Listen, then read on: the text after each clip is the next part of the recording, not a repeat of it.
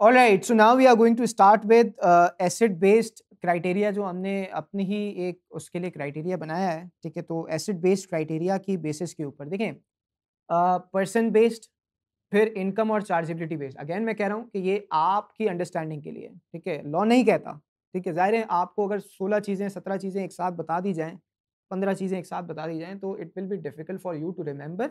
Eight the same time आप उसको कहीं कोट भी नहीं कर सकते। लेकिन अगर आपको मैं बता दूँ पर्सन बेस्ड ये है, इनकम बेस्ड ये है, और लिखना कहीं नहीं है, कोट कहीं नहीं करना, लेकिन आप क्लासिफाई अपनी मेमोरी के लिए अंदर तो कर सकते हैं ना इसको। तो हमने कहा एसिड बेस्ड। अब लॉ क्या कह रहा है, बहुत सारे लोग ऐसे होते हैं ना कि वो कहते हैं कि यार हमारी कोई इनकम नहीं है, ठीक है। अच्छा भाई, इनकम नहीं है, एसेट है। हाँ भाई एसेट है, कितने एसेट है? भाई मेरे पास फॉर एग्जांपल 1000 सीसी से ज़्यादा की गाड़ी है। अच्छा गाड़ी है, इतनी गाड़ी आई कैसे जब आपके पास कोई इनकम नहीं थी? ठीक है, क्योंकि इनकम पे तो मुझे टैक्स लगाना होता है। भाई एसेट बनता है कैसे? सुनिएगा, इनकम से एक्सपेंडिचर होता है और इनकम से ही एसेट बनता है ना। अगर मैं कोई मेरी आमदनी होगी तो उसी से मैं गाड़ी खरीदूंगा, घर खरीदूंगा, डिफरेंट चीजें परचेज करूंगा, और या मैं एक्सपेंस इनकर करूंगा। बात क्लियर हो रही है? खर्चे वैसे ही होंगे, यूटिलिटी भर रहा हूँ, बच्चों की फीस भर रहा हूँ, ये कर रहा हूँ, वो कर रहा हूँ, तो कैसे करूंगा? एक्सपेंस से करूंगा। तो अब लॉ क्या कह रहा है?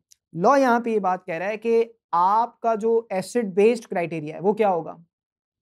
लॉ ये कह रहा है कि भाई अ, आपने जो है वो फॉर एग्जाम्पल ये देखना है, हम ये देखना चाह रहे हैं। देखिए एक बात वंस अगेन ये याद रखें कि रिटर्न फाइल करने का कोई ताल्लुक नहीं है टैक्सेशन से, कि टैक्स देना या नहीं देना। ये एक बिल्कुल एंटायरली एक डिफरेंट सवाल है कि टैक्स देना या नहीं देना। वो नहीं कह रहा भाई डिस्क्लोजर ऑफ इनकम है, ठीक है, आपकी इनकम है नहीं है, आप कह रहे हैं वो खाली डिस्क्लोज कर दो हमें, ठीक है, रिटर्न फाइल कर दो। डिस्क्लोज करने का कह रहा है। टैक्स लगेगा नहीं लगेगा ये एक सेपरेट चैप्टर है, इसके ऊपर बात नहीं कर रहे हैं, ठीक है। अभी तो सिर्फ कह रहा है कि भाई आप सिर्फ डिस्क्लोजर करें, ठीक है। ये वो सेक्शंस पढ़ रहे हैं हम, वो प्रोविजन हम पढ़ रहे हैं कि जिसके अंदर आपने रिटर्न फाइल करना है, डिस्क्लोजर देना है, ठीक है। टैक्स नहीं लगता भाई, अगर एक एनपीओ नहीं लगता टैक्स, लेकिन फिर भी कहा उससे भाई रिटर्न फाइल करो, ठीक है। तो ये देखने के लिए, ठीक है, अब वो बहुत सारी कंडीशंस को देखनी पड़ती है कमिश्नर को कि भाई क्या कंडीशन पूरी की नहीं की, ठीक है। तो लाइकवाइज यहाँ पे भी ऐसा ही है, एक बंदा क्लेम ये कर रहा है कि मेरे पास कोई इनकम नहीं है। अच्छा, एट द सेम टाइम इतना बड़ा घर लेके रखा हुआ है, तो कैसे लेके रखा है?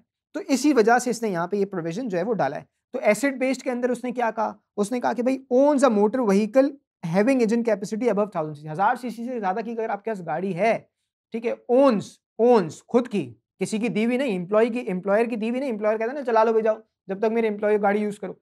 यूज नहीं, ओनरशिप, ठीक है। अगर आपके नाम पे टाइटल है और गाड़ी की इंजन कैपेसिटी कितनी है, मोर देन 1000 सीसी, तो उसका मतलब ये आप अपना रिटर्न फाइल करें। अब अगर आप ये कहते भी हैं कि मेरी इनकम नहीं है, कुछ नहीं है, फाइल कर दें, बाकी आगे की बात हमारी अपनी है, एफबीआर कह रहा है आगे हम खुद देख लेंगे, फाइल तो करें ना, ठीक है। तो आप अगर कोई और क्राइटेरिया पूरा ना हो रहा और मेरे पास 1000 सीसी ज्यादा की गाड़ी हो, तो भी मुझे अपना रिटर्न ऑफ इनकम फाइल करना है, ठीक है, फाइल करूंगा मैं। अच्छा फिर मतलब सेंसिबल बात है ना, वो देखेगा कि भाई ये 1000 सीसी की गाड़ी कहाँ से आई, ठीक है। जब पैसे ही नहीं थे, इनकम ही नहीं थी, तो भाई 20 लाख की, 25 लाख की, 15 लाख की, जितनी की भी है, कहाँ से आई जब इनकम नहीं थी, तो ठीक है। अगर नहीं थी इनकम वाकई तो ठीक है, अगर थी तो जाहिर है आप टैक्स भी दे रहे होंगे, लेकिन इस क्राइटेरिया की वजह से अपना income, return of income file करेंगे।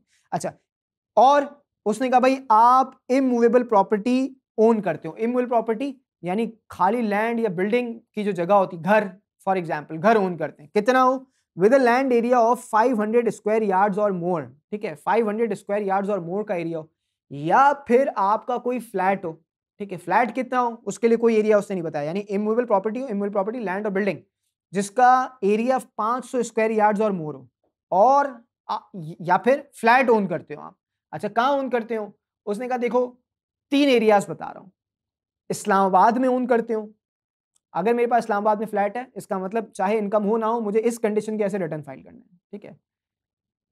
अच्छा, मेरे पास इस्लामाबाद में लैंड है, कितना एरिया है, 500 स्क्वायर यार्ड की, ठीक है। कहां पर है? मैंने कहा इस्लामाबाद में, फॉर एग्जाम्पल कह रहा हूं, कैंट के एरिया में, कराची में कैंट के एरिया में। उसने कहा देखो इस्लामाबाद में ओन करते हो या फिर कैंटोनमेंट एरियाज में, ठीक है, एरियाज ऑफ कैंट जो होते हैं वहां ओन करते हो, तो चाहे आपकी इनकम हो ना हो, इस कंडीशन की ऐसे रिटर्न फाइल कर दीजिएगा, ठीक है। अच्छा, तो इसका मतलब क्या हुआ, फिर सुनेंगे, फ्लैट ओन करते हो या इमूवेबल प्रॉपर्टी ओन करते हो। इमूवेबल प्रॉपर्टी के लिए क्या क्राइटेरिया है, 500 स्क्वायर यार्ड्स और मोर, ठीक है। अच्छा, आपके पास कहां कहां ओन करते हो, 3 जगह पे ओन करते हो, ठीक है। नंबर 1 इस्लामाबाद कैपिटल टेरिटरी में ओन करते हो, नंबर 2 कैंट के अंदर ओन करते हो, number 3 municipal limits existing immediately before commencement of local government laws in provinces. Municipal limits existing immediately before commencement of local government laws in provinces, यानी इसका मतलब क्या हुआ? Municipal limits existing immediately before commencement of local government laws in provinces, यानी इसका मतलब क्या हुआ? सुनिएगा, एक टाइम था कि जब पाकिस्तान के अंदर लोकल गवर्नमेंट लॉज लाए गए थे मुशर्रफ एरा के अंदर, ठीक है। तो जैसे बड़े-बड़े शहर थे, कराची, लाहौर, पेशावर, कोयटा, बड़े-बड़े शहरों में लोकल गवर्नमेंट लॉज आए थे। नाज़िम मेर आपने जो है वो रखे थे वहाँ पे। तो उसने कहा एरियाज़ सुनिए, municipal limits existing before commencement of local government laws in provinces. उसने कहा local government laws in provinces आने से पहले जहां-जहां म्युनिसिपल कॉर्पोरेशंस हुआ करती थी, म्युनिसिपल लिमिट्स, ठीक है। Municipal limits areas falling within municipal limits existing immediately before commencement of local government laws in provinces, ठीक है। यानी इसका मतलब क्या हुआ कि आपने, अगर आपके पास उन एरियाज के अंदर ये दो तरह की प्रॉपर्टीज हैं कि जहां लोकल गवर्नमेंट लॉज लाए गए, उनके लाने से पहले वहां म्युनिसिपल कॉर्पोरेशंस हुआ करती थी, बड़े बड़े शहर। अब आपसे कोई ये नहीं पूछेगा कि कौन से शहर, बस आपने ये तीन चीजें याद रखनी है, ठीक है। तो यानी कॉन्सेप्ट क्या है, सुने, वो एरियाज के जहां लोकल गवर्नमेंट लॉज लाए गए, जहां म्युनिसिपल कॉर्पोरेशंस होती थी, वहां पे जो है वो आपने एक मेयर का, एक सिटी नाजिम का, एक लोकल गवर्नमेंट का कॉन्सेप्ट लेके आए। तो जहां वो लॉ लाए गए, ठीक है, उन एरियाज की बात कर रहे हैं। Areas falling within municipal limits existing immediately before commencement of local government laws in provinces, यानी लोकल गवर्नमेंट लॉज आने से पहले, जहां, यानी इसका मतलब जहां लोकल गवर्नमेंट लॉज लाए गए, वहां जो म्युनिसिपल लिमिट्स थी, ठीक है, वो एरियाज के, areas falling with in the municipal limits, ठीक है, यानी म्युनिसिपल कॉर्पोरेशंस की जो लिमिट्स के अंदर, म्युनिसिपल कॉर्पोरेशंस यानी जो आपके इदारे होते हैं, जो जैसे कराची के अंदर आपकी म्युनिसिपल म्युनिसिपल कॉर्पोरेशन, यानी डिफरेंट जो कराची के एडमिनिस्ट्रेटिव इशूज हैं उसको लुक आफ्टर करना।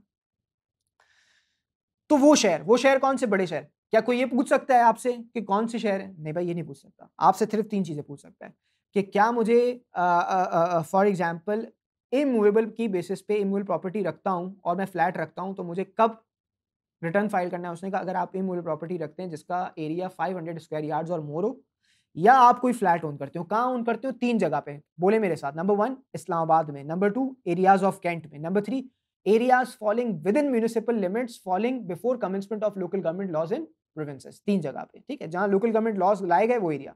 अच्छा, इसके बिल्कुल साथ साथ एक और पॉइंट आ रहा है इमूवेबल प्रॉपर्टी का, सुनिएगा। Immovable property with the land area of 500 square yards or more, or flat having covered area of 2000 square feet or more, located in a rating area, ठीक है, ठीक है, located in a rating area. अच्छा, अब rating area क्या होता है? Rating area का मतलब ये है कि देखें, बहुत सारे पहले विलेजेस हुआ करते थे कि जिनको बाद में शहरों में कन्वर्ट कर दिया गया, सिटीज बन गए, प्रॉपर सिटीज बन गए अब वो, ठीक है। तो वो एरिया जिनके लिए आपके पास एफबीआर रेट्स इशू करता है, ठीक है, रेट्स इशू करता है, तो वो कौन से होंगे? वो रेटिंग एरिया होंगे, ठीक है। यानी बाद में देखें, ये प्रोविजन तो पहले ही था ना कि लोकल गवर्नमेंट लॉज लाए गए। अब लोकल गवर्नमेंट लॉज लाने तक तो बहुत सारे ऐसा टाइम था कि जहां बहुत सारे विलेजेस थे, वो बाद में तो शहर बन गए भाई, सारे के सारे, टाइम हो गया उसको भी काफी। तो हमने कहा अब उनके लिए क्या किया जाए? उनके लिए वो ये वाला कॉन्सेप्ट है, रेटिंग एरिया वाला कॉन्सेप्ट, ठीक है, कि अगर आप नए शहरों में, ठीक है, जो नए सिटीज हैं, ठीक है, जो नए शहर है जिनके लिए रेट्स इशू करता है, प्रॉपर्टी की वैल्यू कितनी है, एफबीआर वैल्यूज इशू करता है, ठीक है। तो उसने कहा अगर आप ऊपर 3 में फॉल नहीं कर रहे तो आपके लिए फिर ये वाला पॉइंट। तो यहां के लिए क्या है? इमूवेबल प्रॉपर्टी के लिए तो वही बात, लैंड और बिल्डिंग अगर आप रखते हो 500 स्क्वायर यार्ड्स और मोर की, ठीक है, या फिर फ्लैट रखते हो, ऊपर फ्लैट के लिए कोई लिमिट नहीं थी, यहाँ लिमिट कितनी है? 2000 स्क्वायर फीट और मोर, ठीक है। तो 2000 स्क्वायर फीट और मोर अगर आप रखते हो तो दोनों में से कुछ भी रखते हो, कहां रखते हो? रेटिंग एरिया में। तो अगेन आपको एज ए रिजल्ट क्या करना होगा? आपको अपना रिटर्न फाइल करना होगा regardless of any other point, कोई और पॉइंट पूरा हो रहा है या ना हो रहा हो।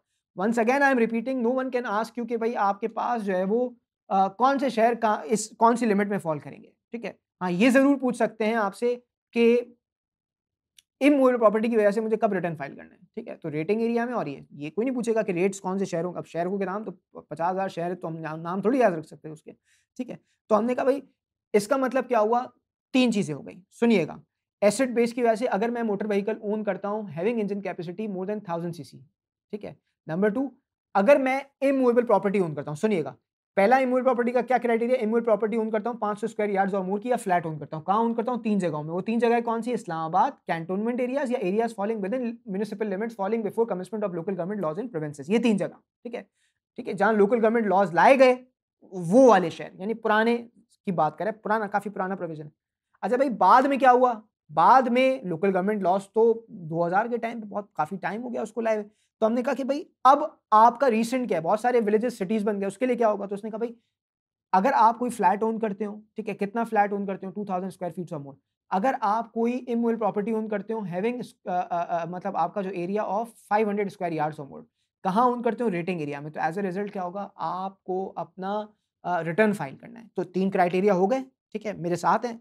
अब लॉ क्या कह रहा है, लॉ कह रहा है कि इन्हीं 3 क्राइटेरिया की वजह से, इन्हीं 3 क्राइटेरिया की वजह से अगर आप इन केसेस में फॉल करें तो आपको लायबल नहीं है आप रिटर्न फाइल करने के लिए। यानी पहले उसने कहा कि हर बंदा अगर ये ओन करता हो तो लायबल, चाहे कोई और रिटर्न फाइलिंग का पॉइंट पूरा हो या ना।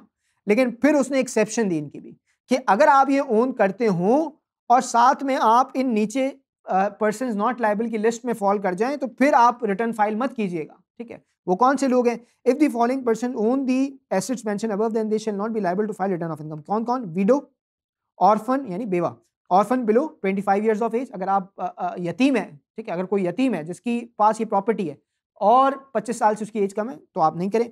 डिसेबल्ड पर्सन, ठीक है, डिसेबल्ड पर्सन कॉमनली ये लिया जाता है जिसके पास सीएनआईसी होता है डिसेबल्ड पर्सन का, ठीक है, वो सी नादरा इशू करता है।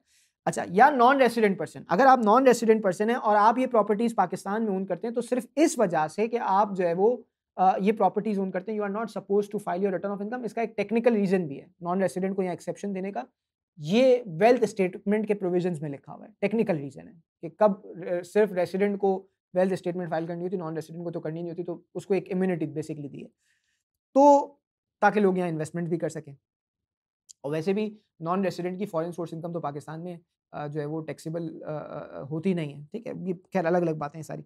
एनीवेज, तो हमने कहा एसेट बेस्ड क्राइटेरिया 3 हो गए और ये 3 की भी एक्सेप्शन अगर आप इन 4 में फॉल कर जाए, यानी विडो हो, orphan less than 25 years of age, non resident person या डिसेबल्ड पर्सन, ये 4 लोग अगर ये 3 अगर एसेट में से कोई एक एसेट भी ओन करें तो सिर्फ इस वजह से कि इनके पास ये एसेट है उनको अपना रिटर्न फाइल नहीं करना। हाँ, अगर कोई और रिटर्न फाइलिंग का क्राइटेरिया पूरा हो जाए तो एक अलग बात है, हम तो सिर्फ इनकी एक्सेप्शंस बता रहे हैं, ठीक है, मेक सेंस, बात क्लियर हो रही है?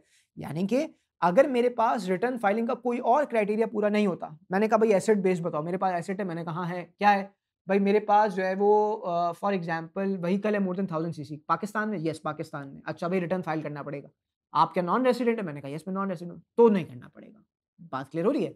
यानी इसका मतलब ये हुआ कि इन क्राइटेरियाज के बाद भी कुछ एक्सेप्शंस हैं, वो लोग जो जिनको जो लायबल नहीं है, लॉ कह रहा है कि भाई you are not liable to file return of your income, तो आपसे पूछा जा सकता है कि भाई who are those person not liable to file return of income, तो आप क्या बताएंगे? आप पहले ये सारे एसेट्स बताएं, ठीक है, कि ये सारे एसेट्स हैं और अगर ये 4 केसेस के अंदर ये एसेट्स ओन किए जाएं, इनमें से कोई एक भी किया जाए तो फिर उस केस के अंदर liable to file return of income नहीं होंगे।